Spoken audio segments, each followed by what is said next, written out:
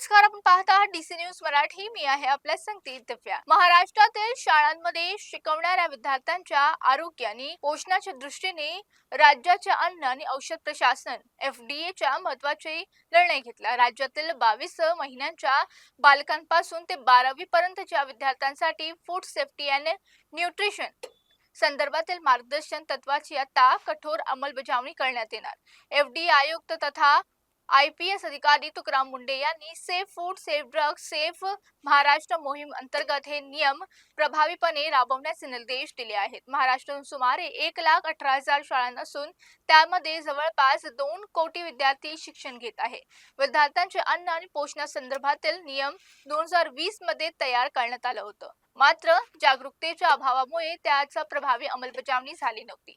त्यामुळे 27 जुलै 2026 रोजी नवी आदेश जारी करून नियम कठोरपणे लागू करण्याचा निर्णय त्यांनी दिला.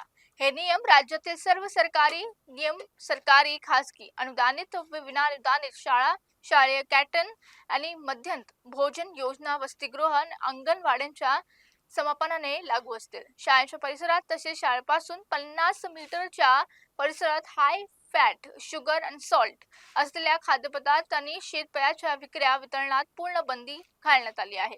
यामध्ये प्रोसेस्ड फूड, आईस्क्रीम, चॉकलेट, गोड पदार्थ आणि कोल्ड ड्रिंकचा समावेश आहे.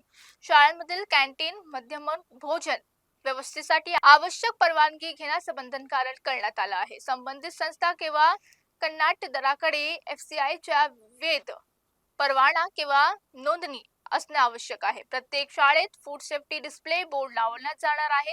त्यांना बंधनकारक असणार नियमाचं पालन करायचे आदेश त्यांनी दिले. फूड सेफ्टी सुपरवायझरची नियुक्ती करावी लागणार असंही ते म्हणतात आहे. विद्यार्थ्यांना दिले जाणाऱ्या अन्नाची गुणवत्ता तपासण्यासाठी एफडीएचे पथक प्रत्येक शाळेत वर्षातून किमान 2 वेळा अचानक तपासणी करणार. नियमांचं उल्लंघन किंवा अन्नाच्या गुणवत्तेत त्रुटी आढळल्यास संबंधित शाळांवर कठोर कारवाई होईल असंही सांगितलं गेलं.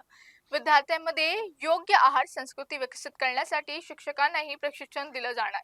एफडीएच्या सहाय्यक आयुक्तांच्या स्तरावर शाळा आणि शिक्षकांच्या प्रशिक्षणाची प्रक्रिया सुरू करण्यात येईल. एफडीए आयुक्तांच्या मते विद्यार्थ्यांना सुरक्षित आणि पौष्टिक अन्न मिळावे यासाठी शाळांचे मुख्याध्यापक, व्यवस्थापन समिती, शिक्षक विभाग, महानगरपालिका आणि पालक या सर्वांचे संयुक्त जबाबदारी निश्चित करण्यात येईल. नियमांचे उल्लंघन करण्यावर कारवाई होईल. वादळा डीसी न्यूज मराठी थांबूया येथे.